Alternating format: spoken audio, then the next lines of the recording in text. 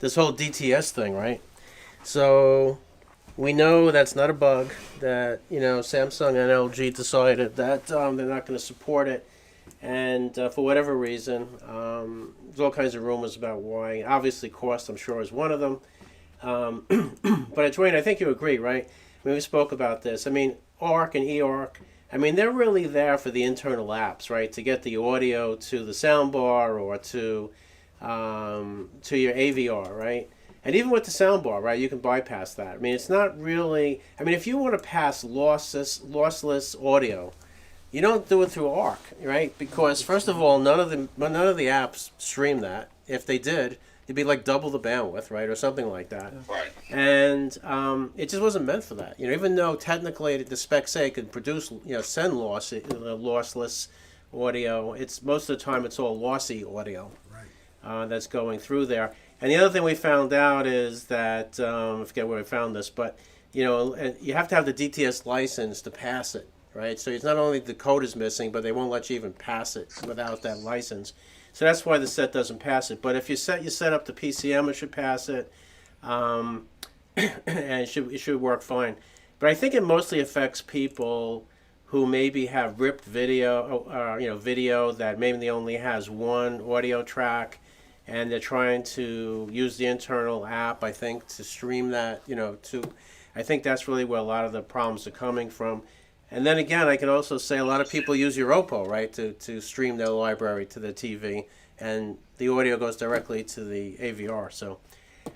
Yeah, so the DTS is only going to really impact, as you said, those who are doing something with stream from the internal apps of the TV, or possibly a gamer.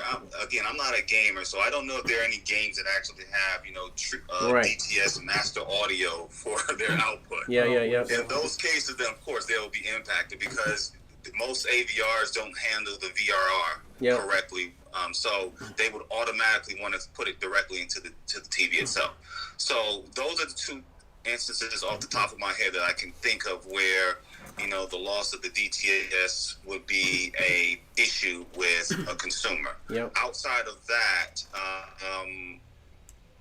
what's the big deal? Yeah. That's. You'd be amazed. If I could add, I think the issue is when people rip their Blu-ray discs that have DTS audio onto like a NAS system or a Plex system. Right. That's where the problem is. They're using the Plex app on the TV itself to stream that. So that's what I'm saying. Internal apps, I can understand. That's not going to work.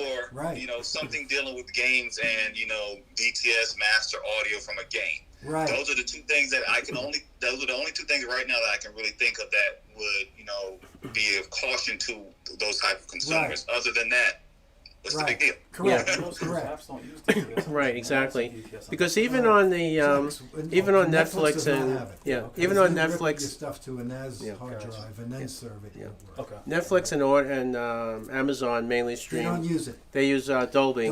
Yeah. Right. And even with that, I don't know if any streaming service, Netflix, there's none. Amazon, Hulu, or even just iTunes movies or even movies anywhere, et cetera, et cetera. I don't know of any of them who actually use DTS output sound. No, they don't. Correct. None do.